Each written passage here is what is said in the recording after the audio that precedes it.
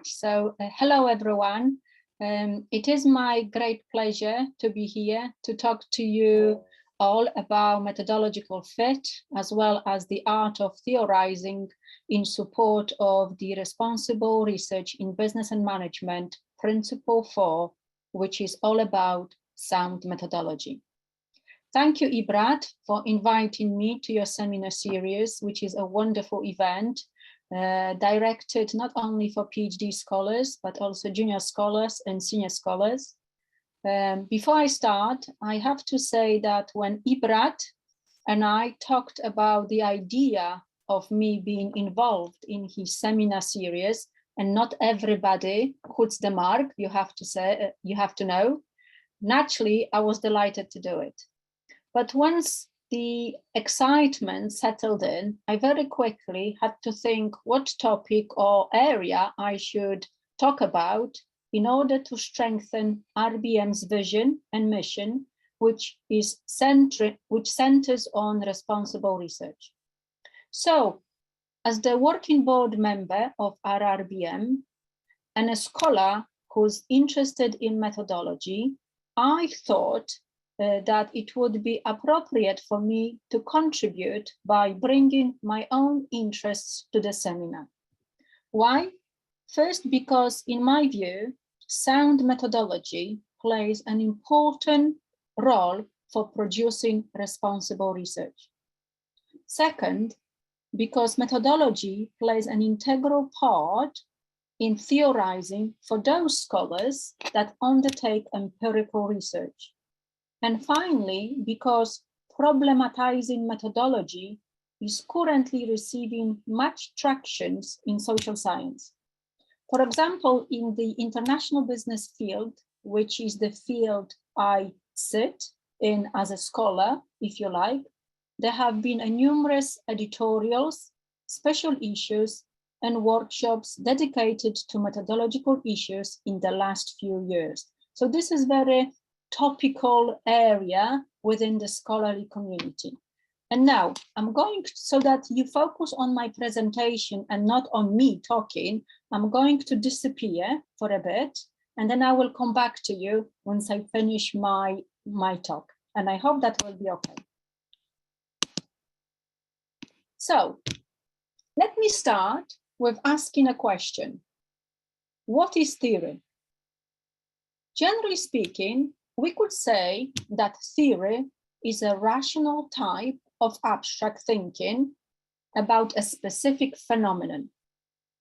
Or, to be more specific, if you like, we could say that theory is a well-confirmed type of explanations of the world that we live in, that is made in a way which is consistent with the scientific method, where the scientific method is simply an empirical way of acquiring knowledge about specific phenomenon. Hence, we could say that a scientific method is nothing else than methodology in a scientific inquiry.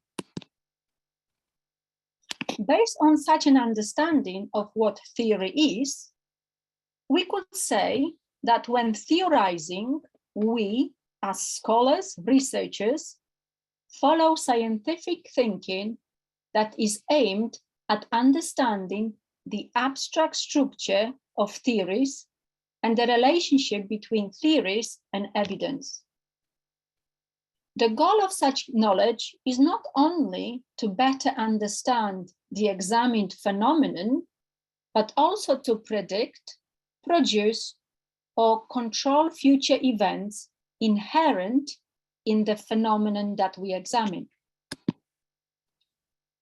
I think at this stage, it's important to emphasize that scientific thinking is an integral part of a paradigm that in Kuhn's view reflects the development of theory as well as a method of collecting and analyzing data to understand the theory, which collectively comprise traditions of scientific research in a particular field that we belong to. So based on that, we could say that the art of theorizing is about the following.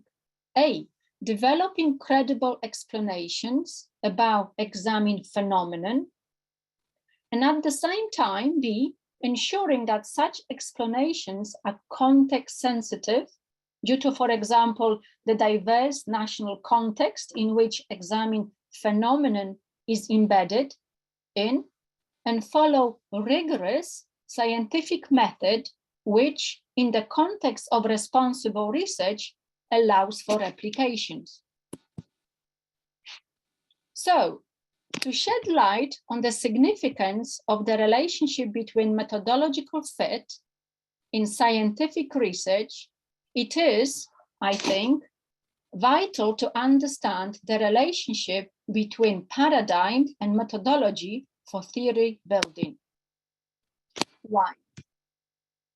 Because methodology plays an integral part in linking the paradigm with the examined world and establishes standards for producing justifiable scientific knowledge. And it is methodology that operationalizes a theory development and its process, and by doing so, forms an integral part of scientific inquiry.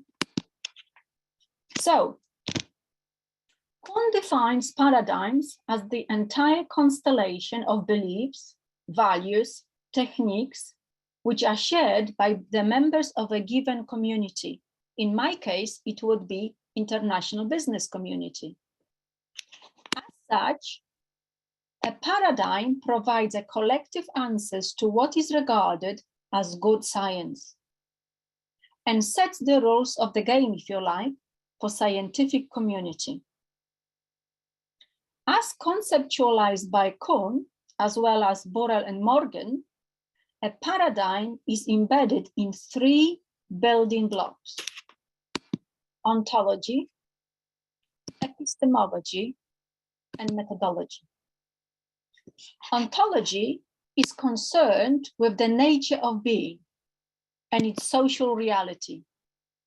And as such, it constitutes the researcher's understanding and the essence of social reality and any phenomenon that is part of it.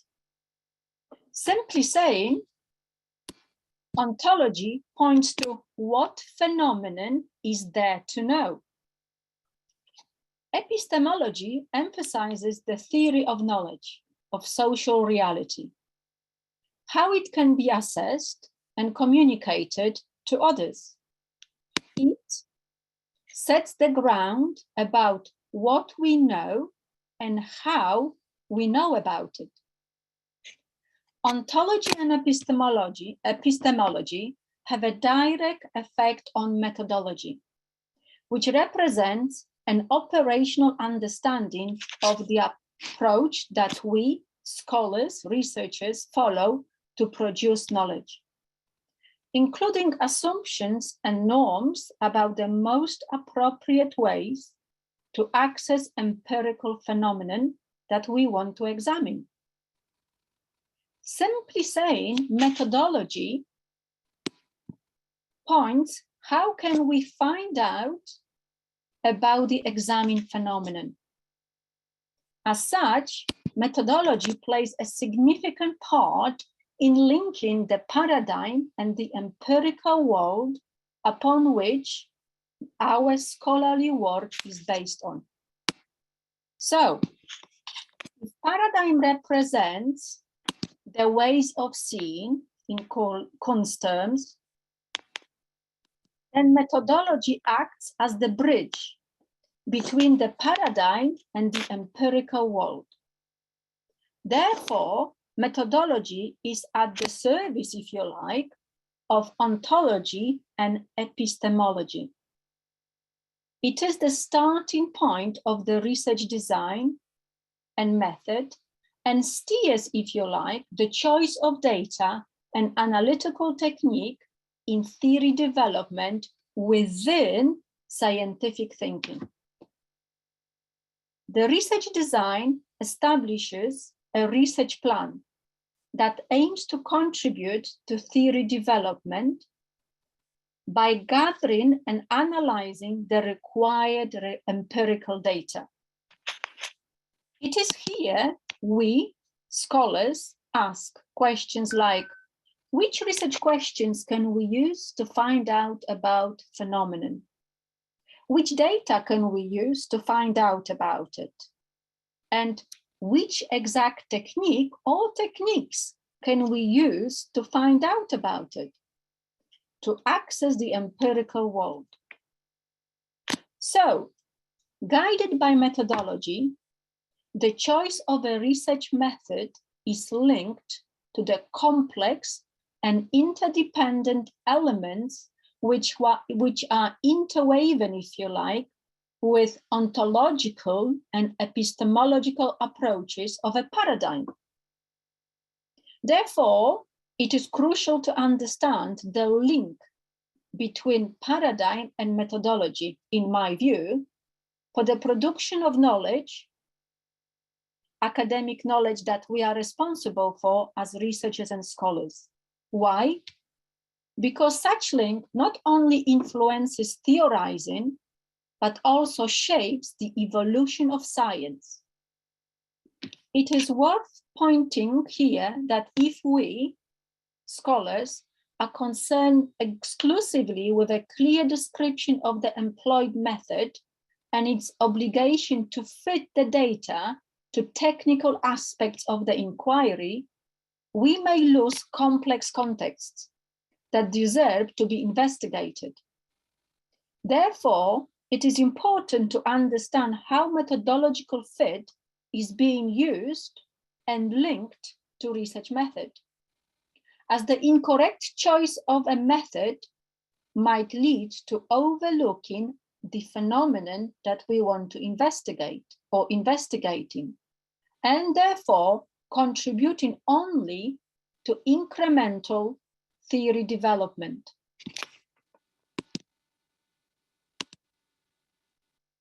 So, to understand the link between paradigm and method, it's not only crucial, but also relevant for theorizing.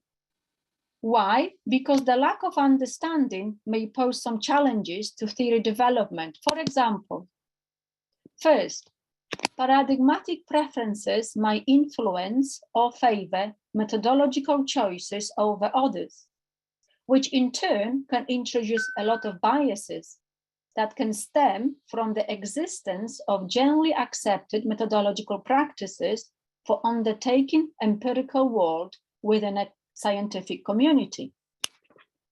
As an example, I would like to refer to the work by Nielsen from 2020, where by analyzing methodological trends in empirical research in the top international business journal, the Journal of International Business Study, between 1997 to 2019, the authors point out to the prevalence of the positivistic paradigm in the international business field, and at the same time, a decline in a diversity of methodologies excuse me, applied by international business scholars for examining very complex international business phenomenon.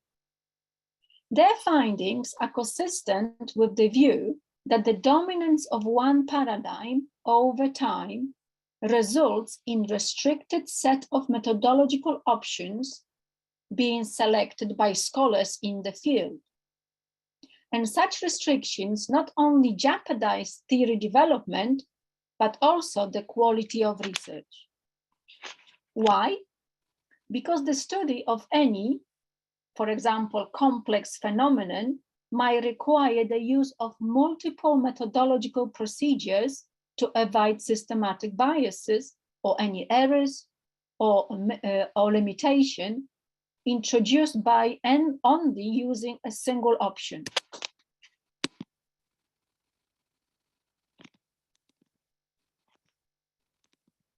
Second, the lack of a paradigmatic diversification can diminish the importance of methodological discussions and consequently an understanding about what methodology is and what it does. for knowledge development. Consequently, this can lead to a lack of methodological fit in terms of consistency of the methods and techniques used, as well as a lack of paradigmatic fit. Third, a field that lacks paradigmatic diversification might find itself with a standardized methodology, which is uncritical and to some degree naive, with a lack of understanding of the field's complexity and the reality that phenomena are embedded in. Fourth, the use of the same paradigm may contribute only, for example, to the incremental development of research, while preventing, if you like, the understanding of complex interactions of hierarchical levels that we look at as scholars when examining a particular phenomenon. And for example, such things like supra-societal, industrial organizations or groups and individuals can be omitted because of the methodologies used to examine a particular phenomenon. And finally, without paradigmatic diversification, methodological innovation and creativity may deteriorate, which will affect eventually theory development. So, to demonstrate the importance of the understanding of the link between paradigm and methodology, I would like to refer to the work of Andersson and McManus from 2007, where the authors point out that a theory in management research fails along a continuum from mature to nascent. Mature theory presents well-developed constructs and models, according to authors, that have been studied over time with increasing precision by a variety of scholars, resulting to a creation of cumulative knowledge gained in the field. Nascent theory, in contrast, if you like, proposes tentative answers to novel questions of how and why, often merely suggesting new connections among phenomena. It reflects early research efforts to investigate new phenomenon or phenomena about which there is little prior theory or formal theorizing. An intermediate or maturing theory is positioned between mature and nascent, reflecting provisional explanations of phenomena and partially developed constructs and relationships, if you like, in a relative open-minded stage of development. Research in intermediate theory draws on a prior work, often across diverse literature, to propose new constructs and relationships. It tends to leverage qualitative and quantitative data to advance research and help establish the validity of relatively novel constructs and relationships. Mature theory produces precise quantitative research designs.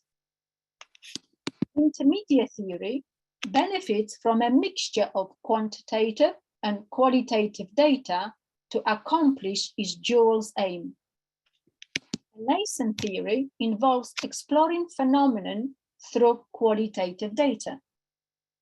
So when looking at the figure 1 that I'm showing on the slide, we can see that Andersson and McManus put together research approaches, quantitative versus qualitative, with the stages of theory development. And by doing so, the authors point out the area that they call the mean tendency in the choice of data in empirical research, presented as the oval to suggest potential leeway in research design. To Andersson and McManus, methodological fit simply reflects how the state of the current theory shapes other elements of empirical research. Okay, so far I have pinpointed the methodological fit in empirical research. But let's now turn our attention to problems created by poor fit. So according to Table 6 in Edmondson and McManus, there might be 6 problems that lead to 3 essential outcomes. For example, in relation to mature theory, there might be the problem of reinvesting or reinventing the wheel, if you like, approach. This can happen when prior work related to a research questions, example, what explains team effectiveness, has produced some reasonable, robust findings. So a study that relies on a pure qualitative data risk rediscovering known factors in its new theory. In short, systematically analyzed qualitative data will tend to uncover similar factors in response to similar questions. Given the time invested in the analytical process and the other sunk costs in the study, a researcher may then feel pressure to overstate the novelty or implications of his or her findings. An alternative in this situation would be to analyze the data to investigate a different question. For example, how team members cope with the pressures of self-management and peer control. The outcome of such problems will be that research fails to build effectively on prior work to advance knowledge about the topic.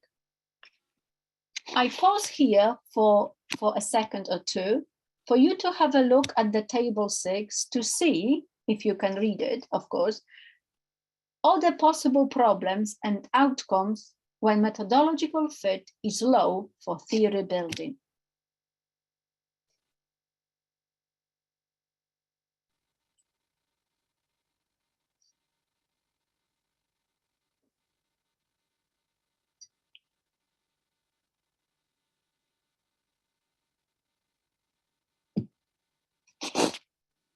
Okay, so now, inspired by the work of Edmondson and McManus, as well as Welsh et al. In 2011, in one of my recent work, which I've published with 2 wonderful colleagues, we developed a contingency framework that highlights the stages of theory development across the nexus of explanatory, confirmatory, as well as qualitative versus quantitative approaches to guide empirical scholarship. Why did we do that? A fundamental challenge facing international business scholars like myself is the need to conduct research that produces credible, reliable, and valid findings using empirical insights from diverse national contexts, because this is the nature of the field, leading to the development and confirmation of a rigorous, reliable theory that aims at guiding managers with managerial practices in international organizations.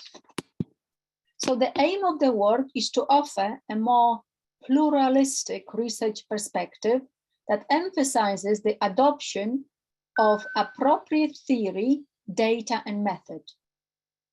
And this interplay is vital because invalid combination of theory, data, and methods produces biased results, leading to findings that have little or no value in scientific inquiry. You might ask yourself, why? Because previously scholars have highlighted substantial gaps in the quality of and focus on the methodological domain in international business research. And more specifically, they pointed to challenges related to research design, data, appropriateness and validity of data, validity of analysis, data collection, data quality, measurement, and so on and so forth. It's worth noting at this stage that IB scholars quite often struggle with gaining access to suitable data, which represents a particular or specific targeted population. They struggle with conceptual and translational equivalence. They struggle with construct validity and reliability, amongst other things. As a result, scholars often do not benefit from the richness of global context, and to some degree might fail to use context heterogeneity as a source for theorizing. As researchers, we know that scholarly work involves the development of new theory, the falsification of existing theory, and or the expansion of theory to include new phenomena. A sound theory provides a well-substantiated explanation of a specific phenomenon that incorporates laws and facts, and should incorporate, in a way, a systematically related set of statements, including some law-like generalization, which are empirically testable. However, when explanations are not sufficiently developed or substantiated, then we do not deal with theory, but rather with theoretical perspective or review, or simply an explanation. As scholars, we know that qualitative research follows an inductive theory building approach using case studies. Through this approach, the researcher collects data from cases and other sources relevant to the phenomenon on the examination. The researcher then examines the data, looking for patterns, and attempts to devise a theory that can explain the observed patterns. Here, theory building may result in a set of propositions based on patterns found in data, which can then be transformed into hypotheses to be tested in a confirmatory empirical research. The focus is on leveraging observed data to devise an explanation, a theory that explains the phenomenon. In contrast, with deductive theory building, the researcher begins with an existing theory, devises hypotheses that can be inferred from the theory, and then proceeds to assess the hypothesis by collecting and analyzing appropriate data. A researcher using a deductive approach starts with generally accepted explanations and attempts to prove the theory by collecting and assessing data. Whether an inductive or deductive approach is applied, the researcher collects data to formulate or test theory, or do both. According to mainstream logic within international business field, qualitative data is associated with exploratory research that emphasizes inductive theory building, and quantitative data is linked with theory testing in confirmatory research that emphasizes deductive theory building.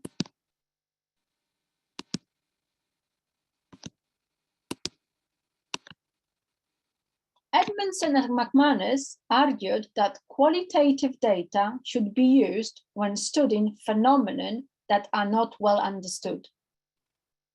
This is because for such research, theory is still at a nascent stage, implying that theory only proposes tentative answers to very novel questions of how and why, often merely suggesting the connections among phenomena.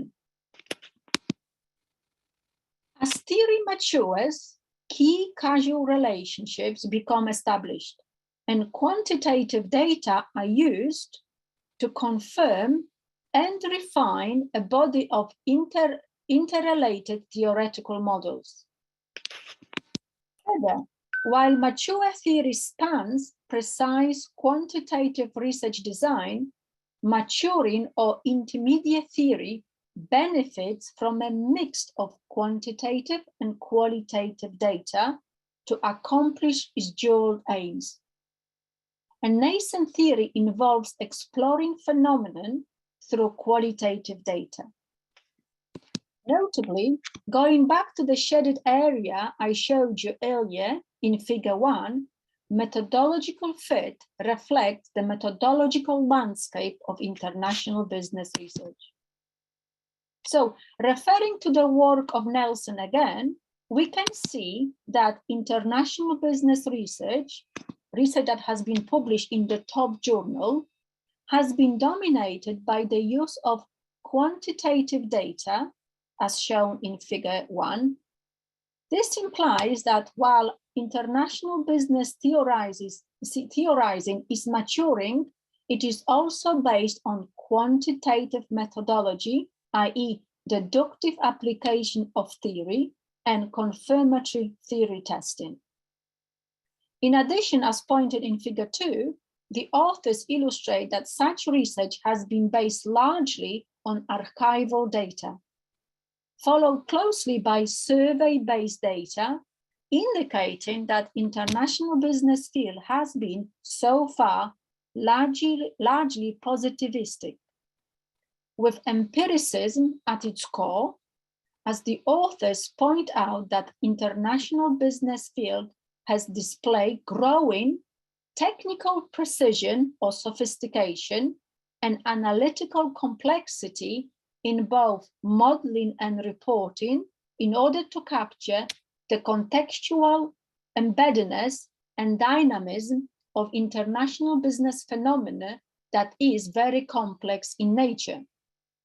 So as shown in the figures, it looks like qualitative studies continue to play a very minor role in international business community in its flagship journal and are used mainly for inductive theory building.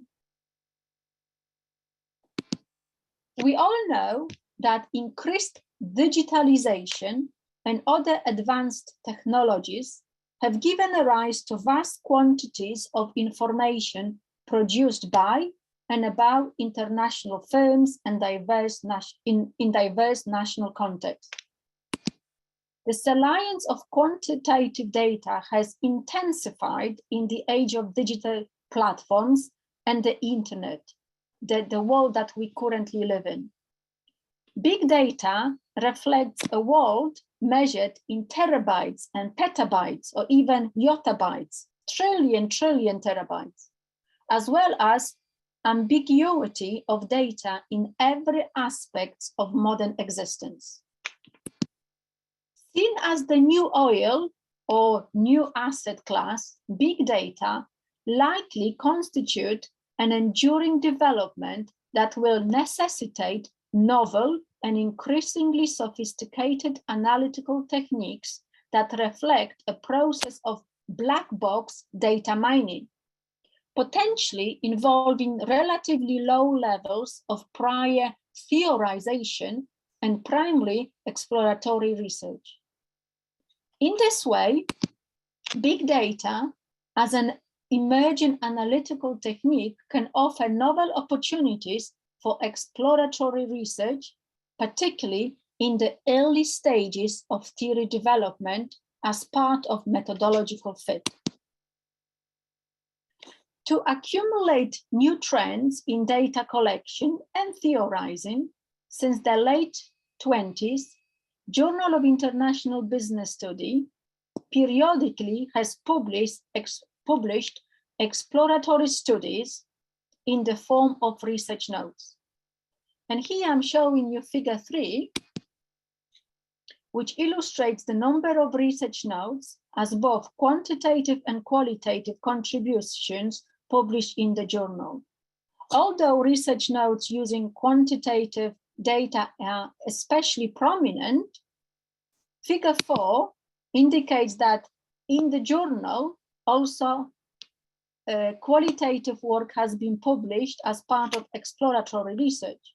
This suggests that research notes began to play a distinctive and useful role in the evolutionary process of accumulating evidence and knowledge in IB.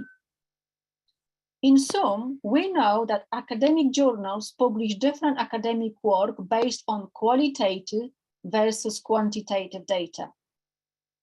Regardless of the choice of data and the implications for methodological fit, it is crucial that all studies must have standards, high standards of scientific inquiry through skillful leveraging of theory, data, and analytical techniques. Building on Edmondson and McManus, again, and Welsh from 2011, this slide shows the contingency framework for empirical research in international business that I have developed with my colleagues in our recent work in 2021. And such framework highlights the stages of theory development across the nexus of exploratory, confirmatory, and qualitative versus quantitative approaches to data to guide empirical scholarship in international business. Alternative A in the table shows that most case-based research has been limited to inductive theory building. Alternative C shows how the case approach can be exploited, in converted commas, if you like, to enhance explanations on both theory and context by using case studies more effectively via a confirmatory way. Alternative D shows that in addition to the commonly shared understanding that quantitative data are crucial to assessing causality in construct relationships derived from established theory, scholars increasingly analyze such data using cutting-edge econometric techniques.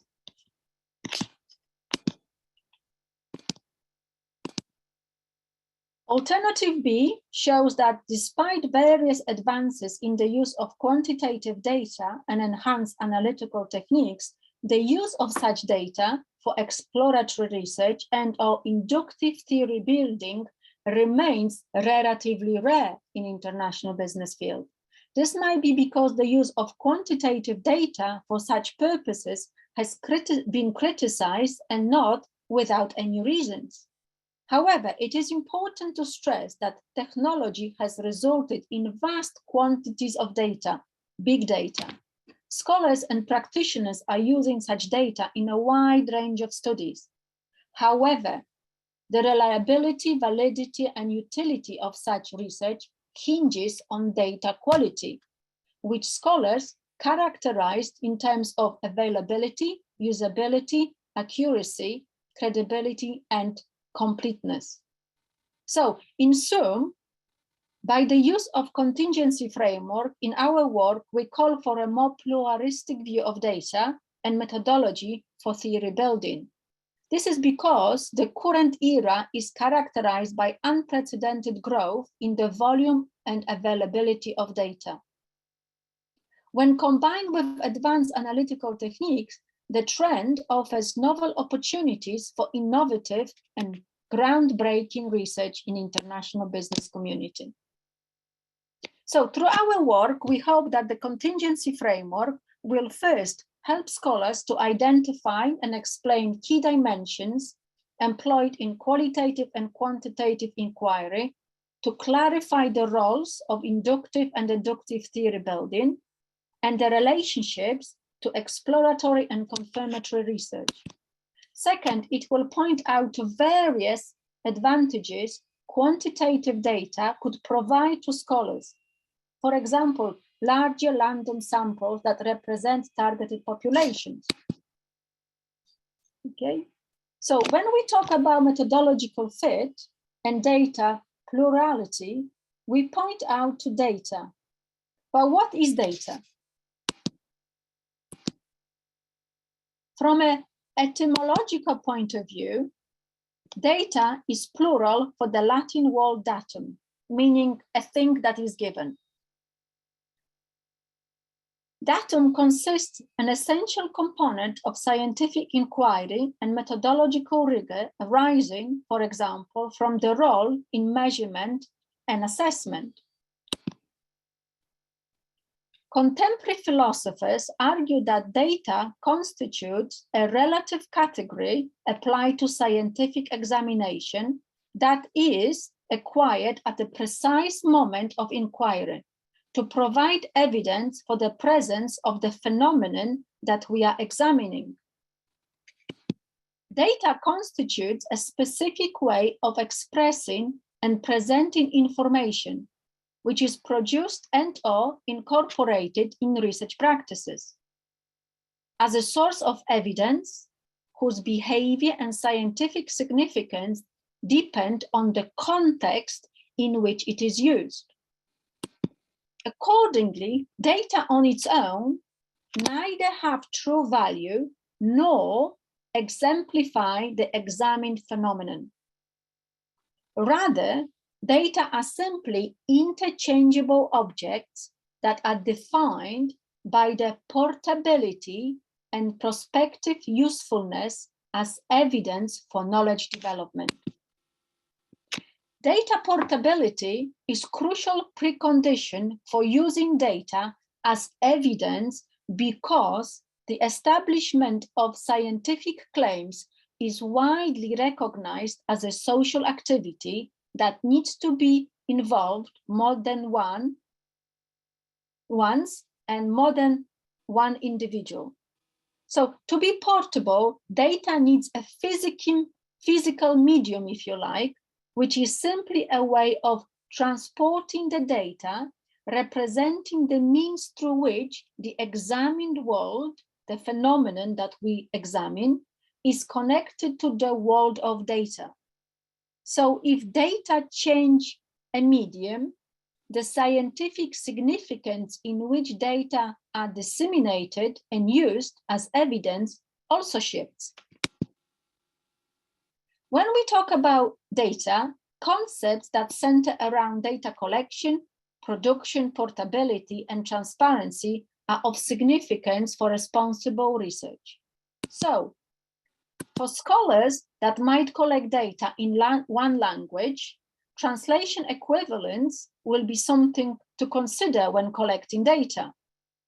In doing so, they might be able to reframe a translation process as a process of intellectual interactions rather than a lexical transfer of meaning, where they go away from a technical view of translation normally associated with the equivalence paradigm towards a more contextualized approach informed, for example, by cultural or political differences. So for scholars that might use survey as a mode of collecting data, it's vital that they establish rigorous data collection procedures. Why? Because such procedures directly impact the response rate, a generally accepted proxy for non-response bias, and the overall reliability of the collected data. Further, by utilizing rigorous and comparable data collection procedures across countries, scholars could establish data collection procedure equivalence, an issue that has been highlighted by several scholars in the international business community. What is more, by thorough and precision in the data collection procedures, scholars can ensure methodological rigor.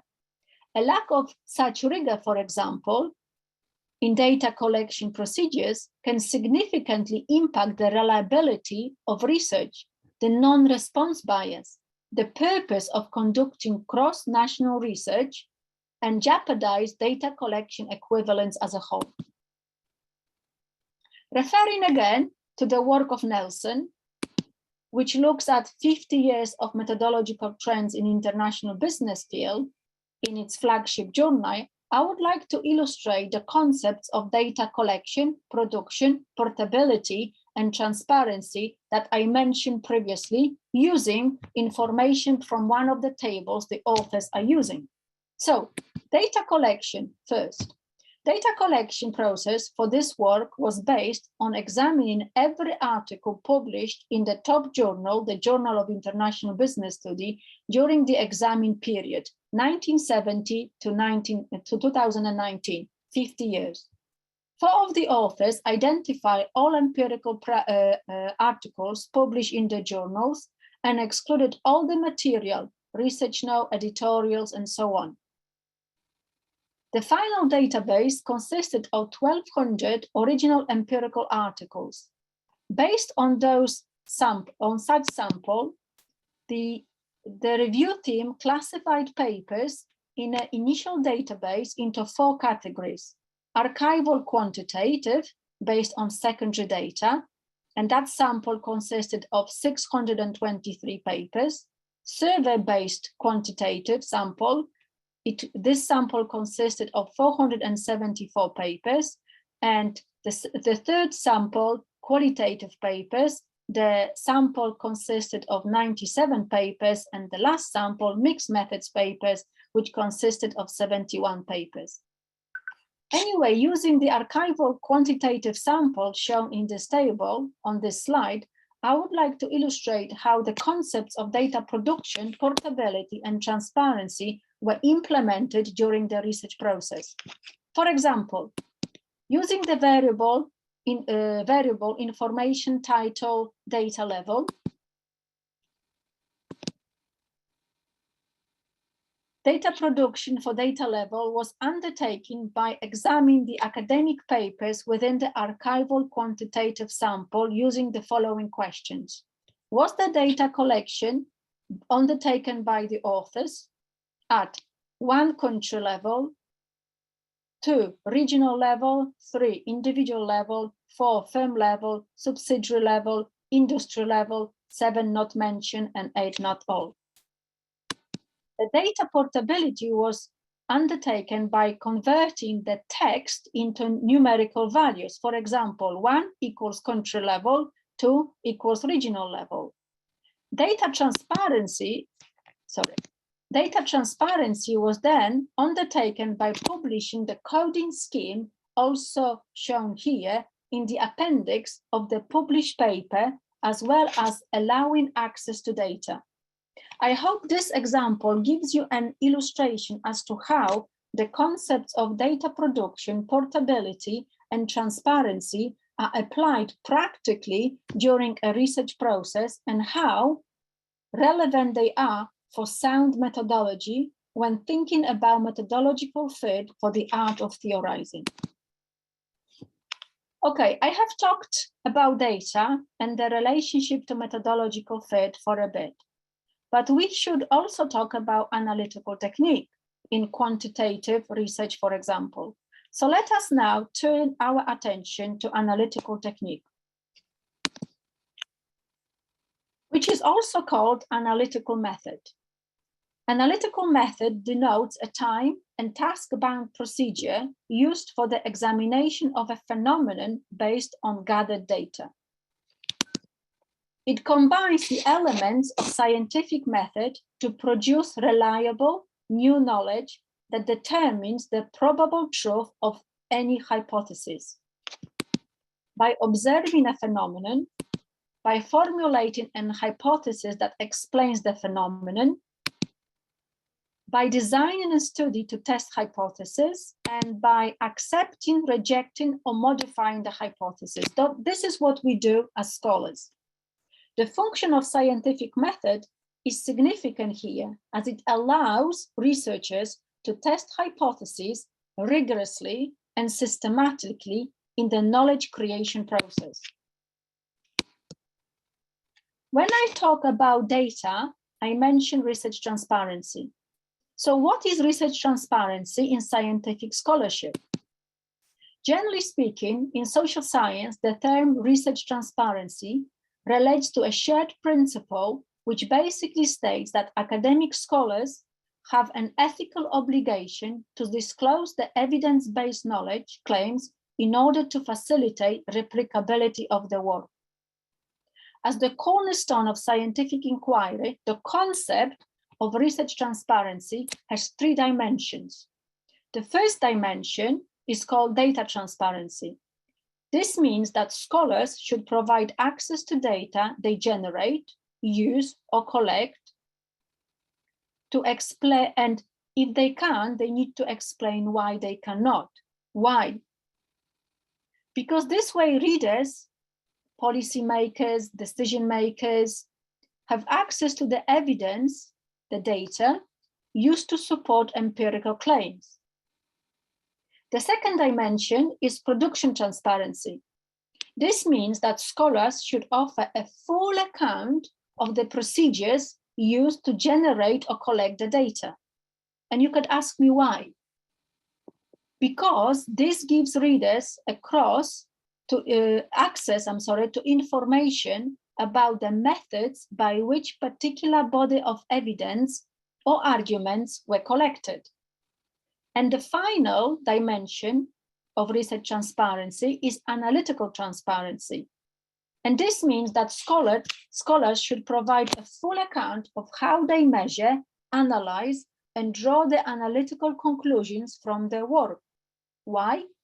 Because this way readers have access to information about data analysis, the precise interpretation process by which an author infers that evidence supports the examined phenomenon. Okay? So what does that mean? All those 3 dimensions or components form an integral part of responsible research. Why? Because if research data is unavailable, data collection procedures mysterious, and the analysis of data used baffling, then the methodological understanding of knowledge creation becomes opaque, leaving readers not only to doubt the research findings, but also unable to debate, replicate, and extend the study.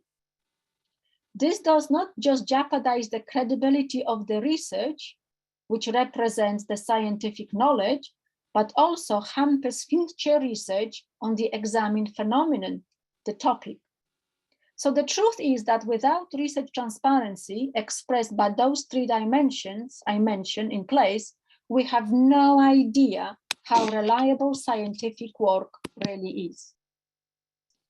As an example, to enhance research transparency and validity of empirical research, the Academy of International Business, which is via its flagship journal, the Journal of International Business Studies, in 2017 published an editorial, which was titled, "What is in a P?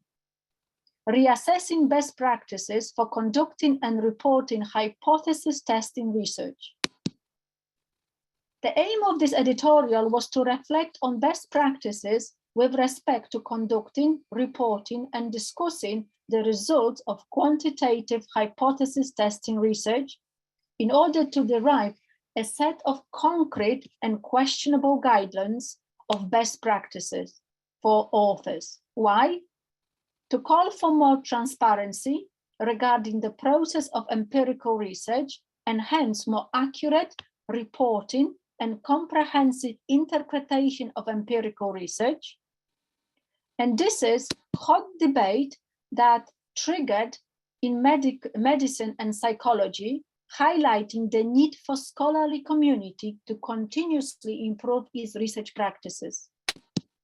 And the problem of p-hacking and harking is that the reported significance levels are misleading because readers are given no information how many nulls and negatives ended up in the research dustbins, if you like, along the way the research process.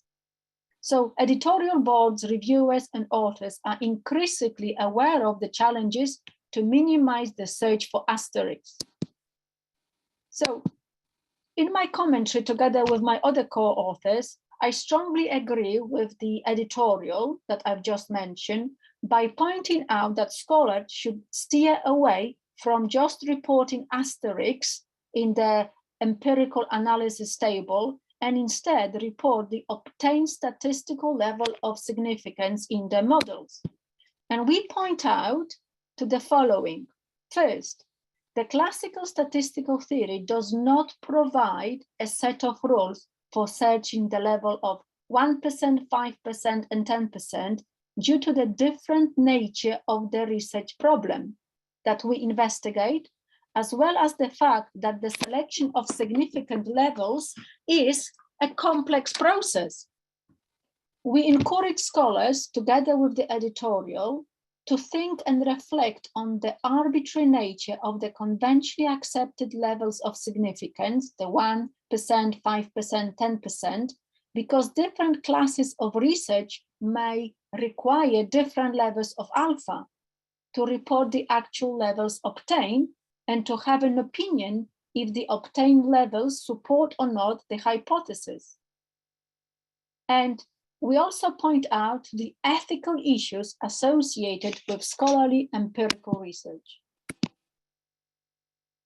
To illustrate the significance of research transparency in science, I would also like to take the opportunity to point out that the Russell Group body, which is by the way the body which comprises all research-focused universities in United Kingdom, in the country where I'm based in, together with the House of Common Science and Technology Selective Committee in September 2021, developed a policy document which called for evidence of reproducibility and research integrity. And as part of this policy document, funders, universities, researchers, and publishers should work together to support reproducibility and transparency in research. Okay, and they should do it, for example, by universities offering research training and complying with the standards of DORA and RBM's principle, and individual researchers should lead by example and support the teams to make sure that the work that they produce is reproducible and transparent. So, going back to the methodological fit as a vehicle for theory building, we can confidently say that methodological fit is crucial to understand the link between paradigm and methodology for production of knowledge. What is more, I think we can also say that to produce credible and applicable knowledge, research transparency, which comprises of those three normative dimensions I talked to you about, is not only the cornerstone of social science in scientific inquiry, but also it is an ethical obligation to disclose evidence-based knowledge in order to facilitate replicable and trustworthy scientific work.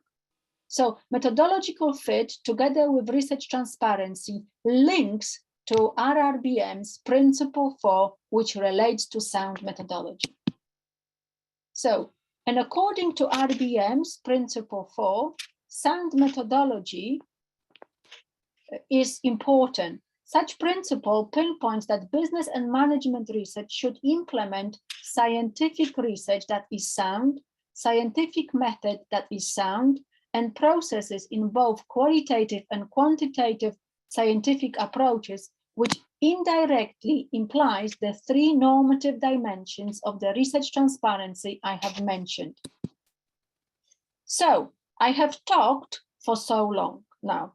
So in order to engage you in my discussions, I have three questions for us to focus on.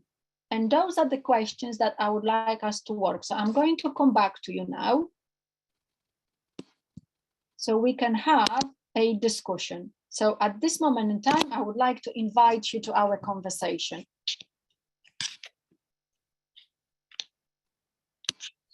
Thank you, Aggie. Can you invite people to come and respond to these questions? Sorry, Ibet, you broke up. Oh, sorry. I just want to clarify, are you inviting people to respond to these questions on the slides, on the slide? Yes, so the first question I would like to throw to everybody who's in the Zoom room, what does methodological fit mean to you?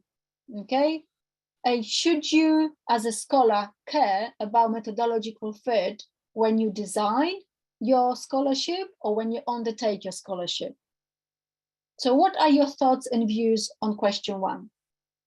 having listened to me and my talk.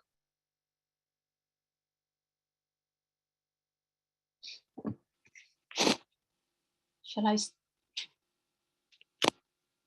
So is there anybody? Oh, I can look at the chat.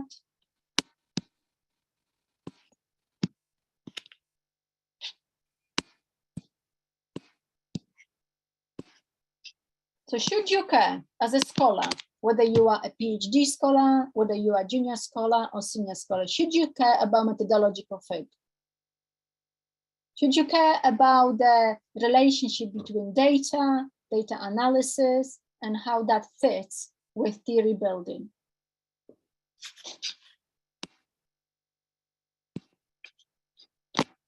We Jason? have.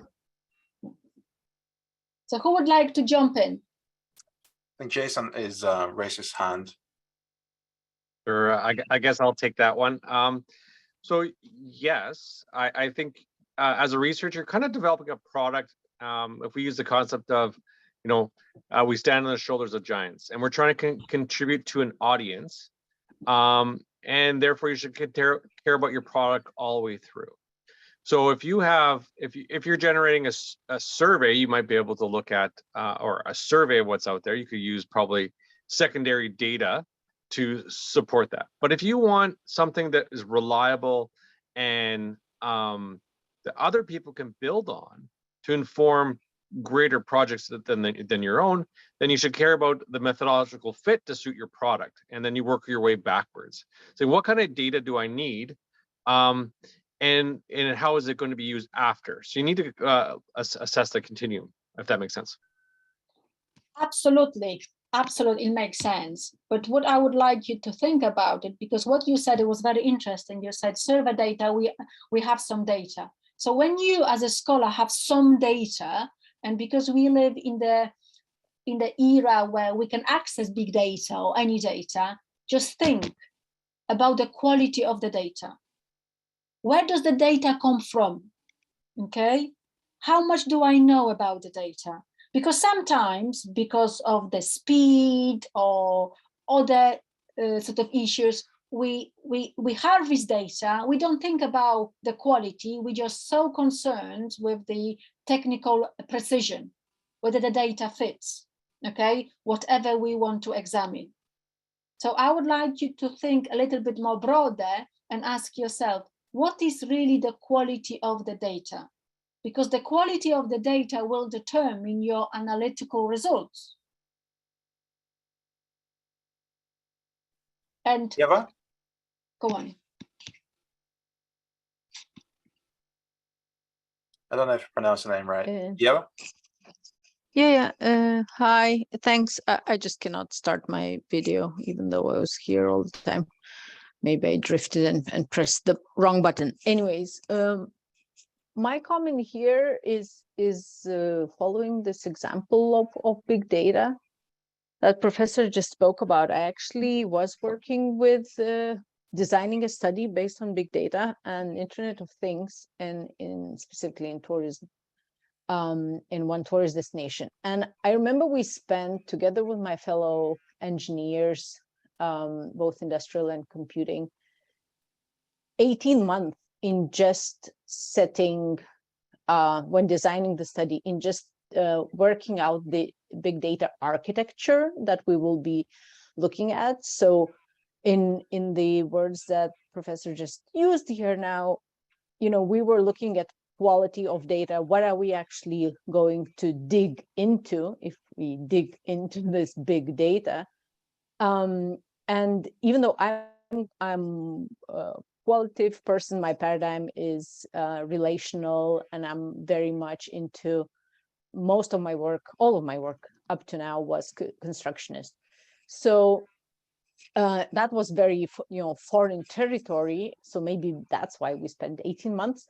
But together with my, experts in the field, in the design, the big data architecture was like the buzzword that I was hearing and what we've been working on for 18 months. So just to sort of make an analogy that maybe in other processes of design, not necessarily using big data, but even medium data, that could be sort of the thing that we bear in mind and use this analogy of big data architecture when designing our studies to actually go sort of this going like as a possible half answer for question 1, because in question 2, obviously, if we have that, data and techniques fit each other, thus compose all the methodological, compose our methodology, then fit with the theorizing will sort of be organic because we already put a good basis on it. Thank you. Absolutely, what you say is interesting. It normally takes time to design the research project and collect data. There are different ways, different sort of approaches to it, but for me, it's important that the quality of data is to the highest standards possible, okay? Because at the end of the day, we are scholars and researchers, we are responsible for it. And our credibility rests on the data if we are undertaking empirical research. If that makes sense. Putting other pressures on the side.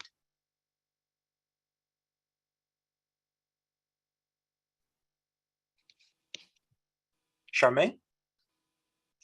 Thank you, Professor and Ebrat, for this fantastic opportunity, and thank you so much for your presentation, Professor Chidlow. So I think there's even a bigger picture here in terms of the methodological fit, because we're looking at within research process. And I've been commenting on the chat line in terms of saying that there's an almost higher order methodological fit that we should be looking at more seriously as management and business scholars. And that is that there, as you so tellingly demonstrated from that systematic review, that there is this inherent privileging of quantitative positivist fit towards our disciplinary field. And, there needs to be the same kind of pushback that we experienced when we had the paradigm wars in the 60s, in terms of bringing, as Norman Denson said at that point, we don't need different tents, we just need a bigger tent.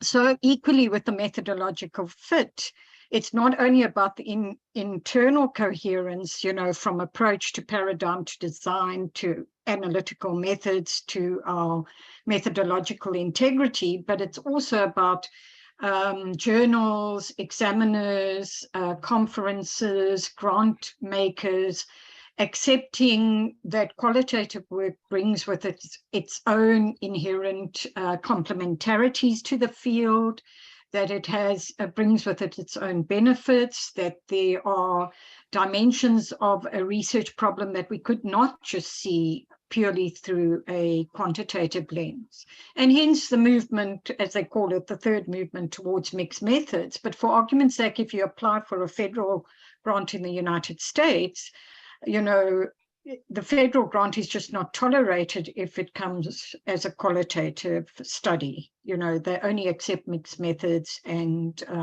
quantitative studies. Equally, I've done an analysis on Cordis, which is the big EU repository of grants that were based on research work. And, qualitative work gets about 50% less funding than quantitative. So, I'm declaring my bias as a qualitative researcher and have done in the chat. But I think that methodological fit issue goes higher than simply, I completely agree with it for the research process itself. And, I speak to my own students about that. But there's a bigger picture that qualitative researchers need to be part of in order to bring about responsible research in terms of the kinds of norms and integrity that we've almost become accustomed to, that is those very open declarations about what our processes were. Thank you. Thank you. Thank you very much for your sort of observation. And I agree with you, okay? And what I see in the international business community, there is a paradigm shift where we are bringing more qualitative and mixed methods research to change that paradigm, and also to allow triangulation and methodological innovation. And the community, Academy of International Business community, is embracing that change. But I agree with you what you are saying, that this goes beyond the research design. This is a fundamental shift in funders, in the ecosystem that scientific work sits in.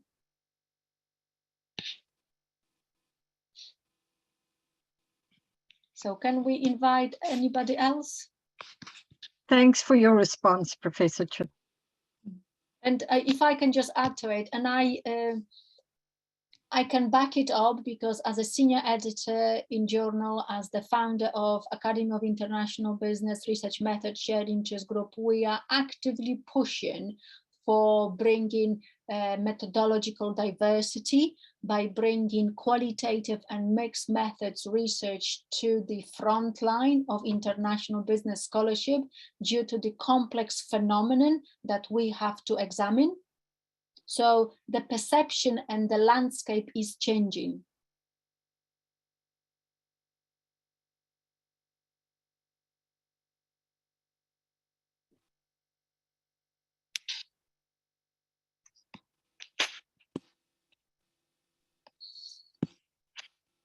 Aggie, at this point, shall we invite if people have questions to you as well? Absolutely, because I'm looking at the time, Ibrat, yes. So if anybody has any questions for me, so shall I stop sharing my screen and come back to you? Sure.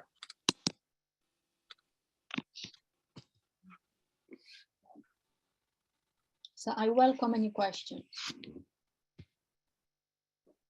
Stacy. Hi, thanks so much for this. This has been really fun to think about. I put my question in the chat as well, but coming to this seminar sponsored by Responsible Research Group, I was wondering if you might speak to some of the more ethical aspects of designing a good or methodological fit. Like, so for example, when designing experiments, making sure that especially in international business research, sometimes we're working with emerging markets, sometimes we're working with marginalized groups, designing research. I was just working with an organization in Kenya that designs behavioral intervention experiments, and they're very, very conscious about designing their experiments so that even the participants going through it find it to be a somewhat enjoyable experience, so they feel like they got something out of it, and it's not just extracting from an already marginalized group to produce knowledge for the more privileged group. So that's I'm here in Johannesburg and just looking at research with migrants and grappling with these types of issues at the moment. Okay, so to answer your questions, if I understand it, and I apologize, is that for me, ethical behavior boils down to an individual researcher, okay? It is down to you how you approach your research projects, okay? But also it boils down to the training, and we as an RRB community, we offer a wonderful philosophical foundation training for PhD students. I know that my institution is offering a lot of methodological trainings for PhD students, but talking about my academic community, I know that there is a number of editorials, okay? And the editorials and special issues are pushing for more credible and transparent research. And by doing so, they are indirectly sort of suggesting more transparency and ethical behavior. In just yesterday, if I can just point it out, in the Journal of International Business Studies in 2010, the editor-in-chief, then Lorraine Eden, published an editorial about scientists behaving badly, okay? And she's giving direction of what not to do, okay, in order to avoid that kind of behavior, okay? So I think we as scientists, we have an ethical obligation, okay, to produce ethical work, okay? If that answers your question. That helps. I think it's more, I was questioning more about the recipients or who benefits from the research that we do. And who are we extracting resources, time, information, whatever from? Yeah, so I guess you're talking about two-sided. You're talking about the ethical standards and norms that the researcher should follow, and also the ethics that you should respond and acknowledge from the respondents. So there are two sides of the stories, okay? And if you are talking to respondents, you're collecting information, and quite often, you know, how willing are the respondents to give you that information, which is called data, okay? And you're not the only one who's chasing those respondents for the data. So how do you differentiate yourself, okay? So, so there are different aspects, and there is a literature in international business how to collect survey data, okay? So there are ways, but the behavior is on both sides. Okay, thank you.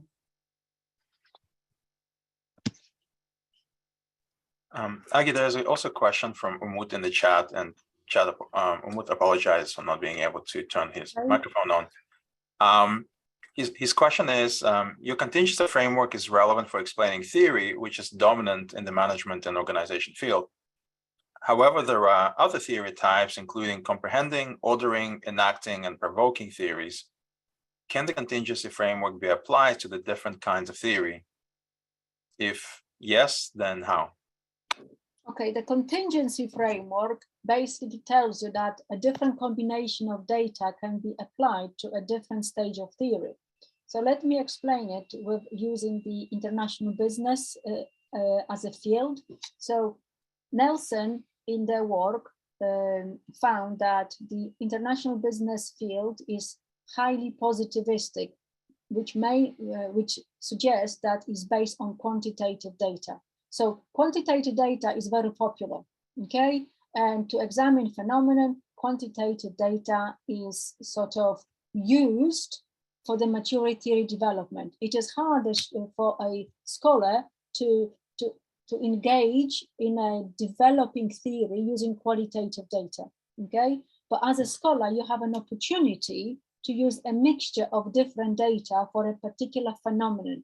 And it is up to you how you approach the data collection to ensure that the data is rigorous, because that's what the international business community is looking for, that the data is rigorous, transparent, and credible, okay, for an examined phenomenon, okay? And international business, the phenomenon is very complex because you might deal with language equivalence, you might deal with different cultural differences. So what data are you going to use? Is it qualitative only? Is it qualitative with quantitative? Is it a mixture? So you need to think carefully how you do it within a discussion that are taking place, if that's answering your question. So the contingency framework is giving you guidance, okay, which data fits a particular theoretical stage or the development of theory.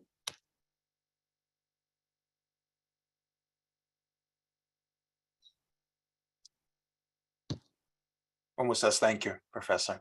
Yeah, there's also a question from Kathy. Do you ever run into security concerns if data is shared between one country and another? For example, between the EU and the US, how do you address this concern if another researcher wants access to the data? Okay, I've never experienced concerns like that, but what I am recently experiencing, or recently since 2016, is the GDPR regulation in Europe. And those are the considerations I and my team have to consider when we collect data and disseminate data. Okay. And the editorial, what's in the peer reassessing practices, as well as in Journal of International Business Study, there was another editorial about data transparency, talks about it.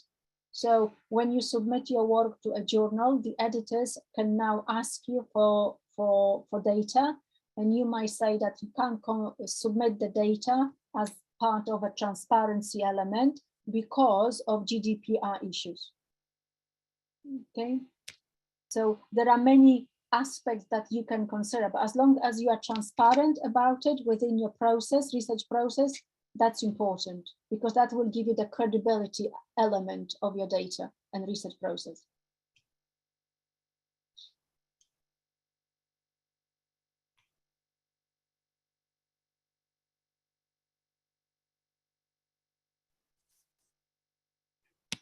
Any other questions in the audience?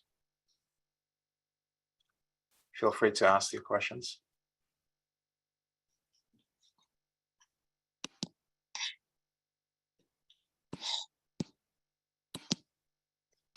If not, maybe we can, Mohammed, go ahead. Yes, thank you. So I had a question regarding the methodological fit. I really like this idea of like pushing for more diversity in the methodological section of research that is done in different fields. But as PhD candidates and students, sometimes I feel like the reviewers or the PhD committee are very cautious when it comes to mixed method papers or projects. And if there is not like a genuine logical reason of why I want to combine two methods, I mean, I had troubles to convince my supervisors that mixed methods is what it should be done. And I also talked to some reviewers in the journals that I want to submit to, and they were quite skeptical. So do you also experience this kind of dogmatic views on what methods to use, and how to motivate that the mixed method actually makes sense? Yes, yes, we experience those. Sort of, we have the same experiences, okay? And what you're saying to me, it sounds like you are sort of in an institution with a particular paradigm set, okay? Which is fine, okay? You can change the mold, okay, if I can say that, okay? If you want to use mixed method, might be harder for you where you are, okay? But in international business, I can see that the change is taking place. And for me, as a reviewer, as a senior editor, okay, if I see a paper, I look at the methodology, not because it's a quantitative, qualitative, but it's how the method supports the development of the knowledge and the phenomenon, okay? So my question to you would be, it might be, or answer to you would be, it might be harder for you within the existing ecosystem that you are to use mixed methods, but don't be sort of disencouraged, okay? Because the methodological diversity is coming in the fields, whether it's IB or management. As long as you can demonstrate in your work that mixed methods is applied rigorously and it supports your phenomenon, you'll be absolutely fine, okay? Okay, you don't have to do a quantitative study to examine a particular phenomenon unless you want, okay? I think we as researchers, we have a fantastic opportunity because we can tap into various methods to diverse data, okay? Because the phenomenons are so diverse. They are embedded in different environments, okay? But you, as a PhD student, you are on a journey to acquire a skill, the methodological skill. And if you develop that skill in a rigorous manner, okay, that will take you further, that will help you along your academic journey. Because whichever work you produced, in my view, you are responsible for it. This is your reputation, okay? So you will have to justify why you're using it and how you're using it. And because journals are demanding more transparency, you might be asked, submit coding. You might be asked to submit how you collect your data, okay? Because of the changes in the academic ecosystems. Thank you.